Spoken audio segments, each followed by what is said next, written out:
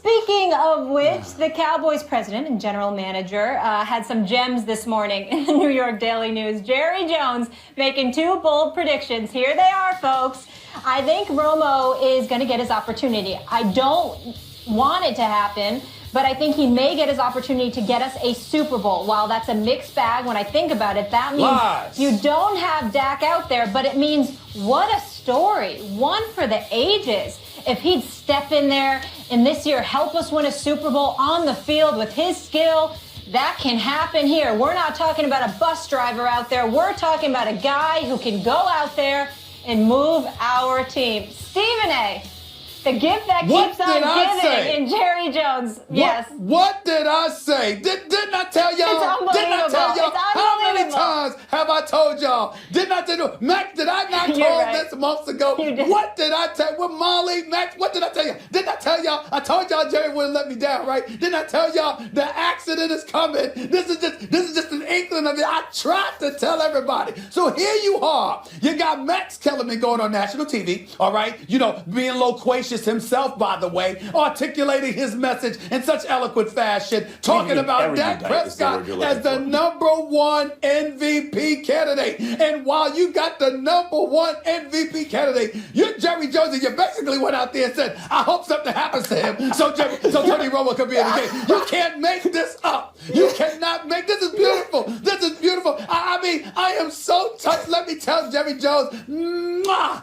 mwah, Jerry Jones, I love you. I love you with all my heart. He is not letting me down. Didn't I tell y'all? I told you what he was going to do, right? So you got the #1, Max's #1 candidate for league MVP, and you got the owner basically saying, I kind of wish something happens to Dak, because that's the only way under which Tony Romo can end up in a game, right? Other than garbage time. That's the only way that Tony Romo can end up being back in the lineup if something happens to Dak. And what does the billionaire owner, the man that has taken it, that bought the Cowboys for about $800 million, got them worth over $4 billion, the hype machine personified, what does he go out and do? He basically says to his quarterback, I hope something happens to you so we can have Tony Romo back in there. I'm trying to tell you, can't make it up. You just can't make it. I mean, go ahead, man.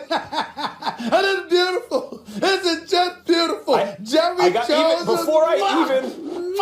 I love you, Jerry. Before I even address this topic, I knew you would have let me down.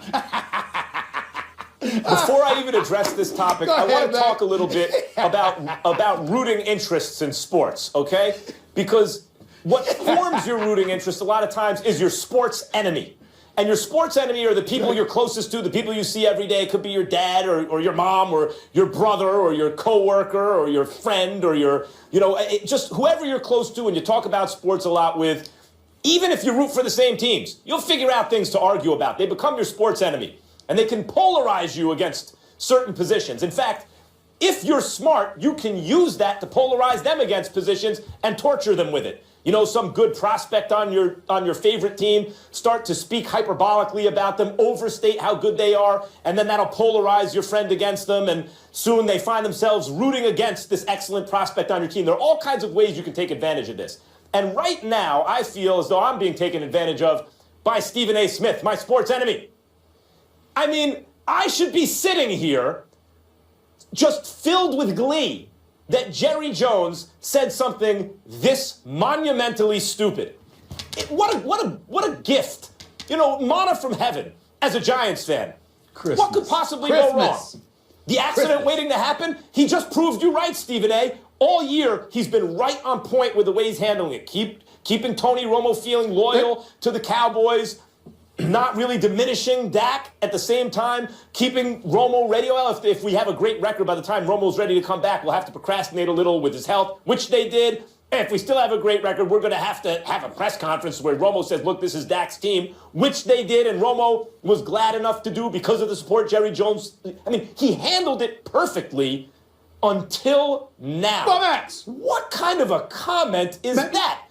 He's not just a bust. He's not Max, just a I'll tell you what type of comment it is. I mean,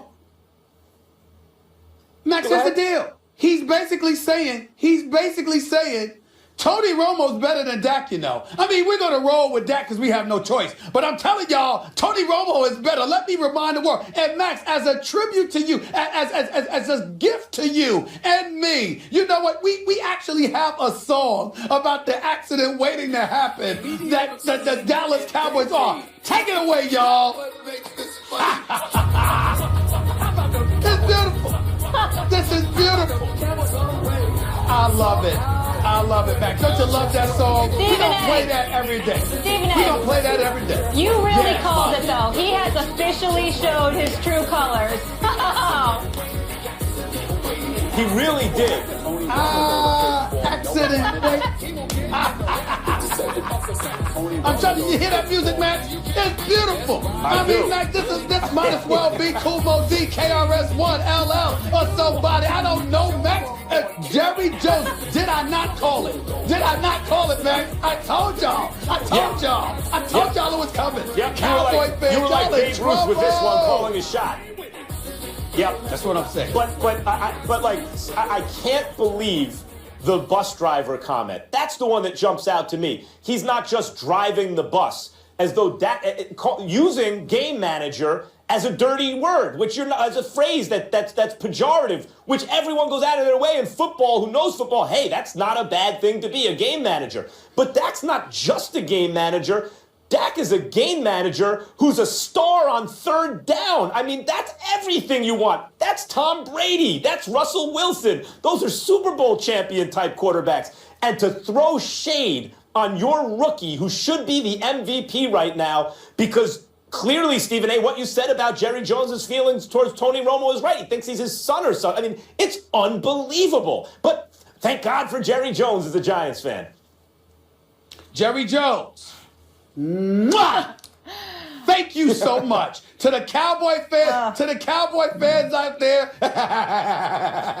I told y'all Jerry was gonna mess it up. You just wait. I'm just gonna sit back. Now it's getting really, really fun. The Dallas Cowboy fans are about to suffer. Maybe not this Sunday. It's coming. You see what Jerry Jones just did?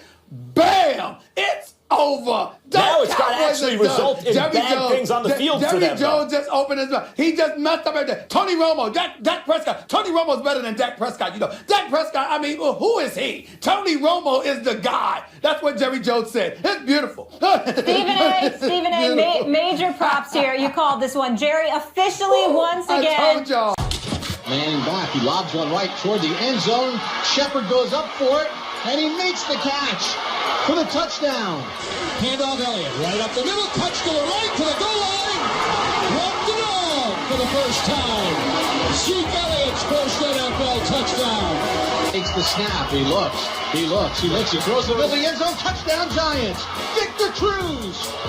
And he breaks out the salsa for the first time since 2014. 12 seconds left, third down, back to throw. Throws it out right, caught, got out of bounds.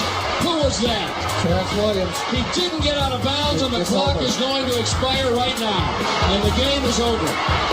And I should have just followed the rules and just went out of bounds.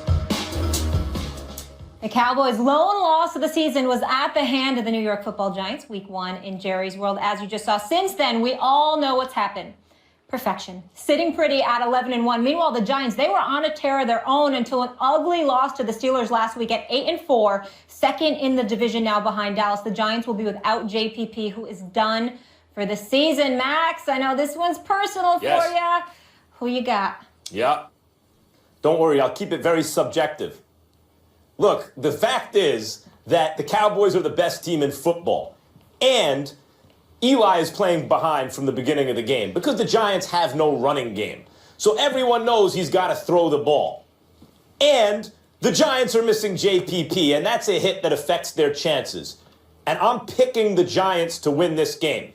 Even against the Steelers, where the Giants couldn't seem to do anything right, they had many chances to win the game and blew it. The Steelers outplayed them. They were the better team on that day. But the Giants had to play really poorly by their standards in order for that to be the case. If you look at the Cowboys' weakness, if they have one, it's an inability to get pressure bringing 4 against the opposing quarterback. the Giants, that helps them because their offensive line is the issue. Flowers getting beaten on like every play, getting called for holding and stuff because he is beaten so frequently really affects the team. But if you can't get pressure and that turns the Giants' offensive line into something greater than it is, that really addresses the problem. Now the Giants receivers can get into their routes and Eli, this is a team that can score quickly. Even though Dallas has this ball control offense that has worked for them all year, that's okay. They can be dominating various facets of the game, and then you could look up and a couple quick strikes on that Giants offense, and the Giants are right in it. So I think the Giants have a good chance to win, and being at home, I think it tips to them. Giants win the game. Go ahead, Stephen A, because I got something else to add to that. No, go ahead. Take your time. It's your moment. Take it. Well, Dak Prescott, part of his success is he doesn't turn the ball over.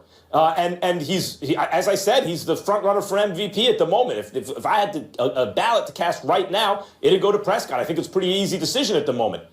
But if you look at not only ball control versus quick strikes, where one team looks like they're dominating, but the other can make it a game even if it shouldn't be, Landon Collins got a nose for the ball. And in a game like this that could easily be decided on a turnover, I look for Landon Collins to get work. Okay, I hear where you're coming from.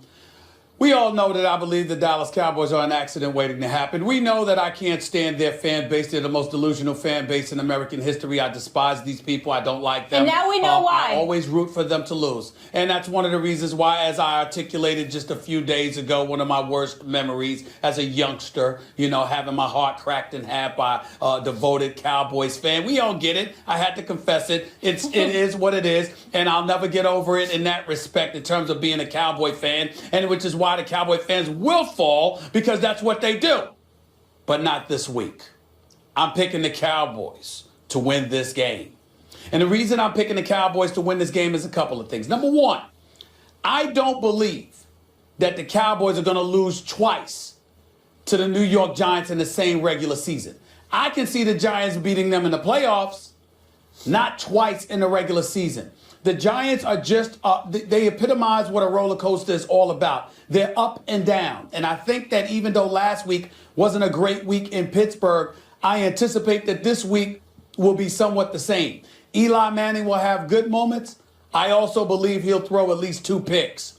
The Dallas Cowboys rank 5th against the rush. The problem is the Giants have the second worst running attack in all of football. I don't know what the conditions are going to be like at MetLife Stadium this weekend. I know it's going to be cold. I know that could be a hindrance to the Dallas Cowboys as well as the New York Giants. The difference is Dak can run with the football. Eli Manning, not so much. Not to mention the fact that I anticipate Eli Manning will force a few throws, because last week, Odell Beckham Jr. complaining about the referees, and they didn't go to him enough early, so they kept going to him late, okay? They didn't go to, Sterling enough. Okay, that was a problem. And they didn't target Victor Cruz at all. So I think that Eli is going to feel compelled. McAdoo is going to feel compelled as well to make sure that they get these other individuals involved. And as a result, for Church and Carr and the rest of the crew, it's going to be an opportunity for them to shine on this particular morning. And although Damon Harrison has been a welcomed addition to the Giants defense in terms of really assisting and stuffing the run, because he's one of the elite run stoppers in the game right now, I still expect Ezekiel Elliott to get his. And as a result, I think it's going to be a grind yet again. But I'm assuming, I think that the Giants are going to lose this game 28-27. No, it was a close game like that. I mean, look, this is the type of game to me that written all over it is, if you weren't watching the scoreboard late in the game, you'd think Dallas is up by a couple touchdowns, but it ain't going to be like that. The score is going to be much closer than the feel of the game. And I think in games like that, give me Eli Manning. The reason that you think he's going to throw a couple picks, aside from the fact that he needs to spread the ball around, he has no running game, so they know he's going to throw it. And either Odell is complaining, or Shepard's complaining, or Victor Cruz isn't getting a pass, so he's going to have to spread it around. But besides that, the reason Eli throws picks is the gunslinger mentality. He's not afraid to lose. That's why he's won a couple Super Bowls. He'll make throws sometimes ill-advised if he thinks he gives him a chance to win. And I expect plays like that by Eli Manning down the stretch to win this game at home against the Dallas Cowboys. All right. See, here's my thing. I will openly confess to you all that this wishful thinking on my part. Because, see, to me, if the Giants win this game and beats the Dallas Cowboys twice, Max, when have you seen an NFC East team lose to another team within their division 3 times in the same year? So I'm holding out hope. You know, it's like a backward philosophy in this regard. I'm kind of hoping, not just picking the Cowboys. I'm hoping they win so I can pick them to lose come playoff time. Because I think if the Giants win again in the regular season, having beaten them twice, then the odds of them taking the Cowboys out if they met in the postseason are slim to none. I don't see a team within the NFC East winning all 3 games. So when I told y'all the other day that I ran into Odell Beckham and Victor Cruz at the Giants game, I literally told them if I had my druthers, because I don't believe any team within the division is going to win 3 times against the other in a season, I want y'all to lose this weekend so you can beat them in the playoffs. That's my wish, and I wanted to just confess to the world out there. That's what I'm thinking in all of this. Don't think for 1 second I'm picking the Cowboys just because I think they can win it all. I hope they lose, but I want them to lose in the playoffs rather than this Sunday. So go ahead and win this Sunday so I can sit I Molly, need to open. as I am. Oh, yeah, go ahead. As much as I hate giving Stephen A. credit, it's a fine point, Stephen A. You are wise as you are loquacious on this matter. That was a good point. And since we're being open and confessing, I just need to confess I legitimately have butterflies in my stomach already thinking about this game. This one is like a Super Bowl for some of us Giants fans. Yes.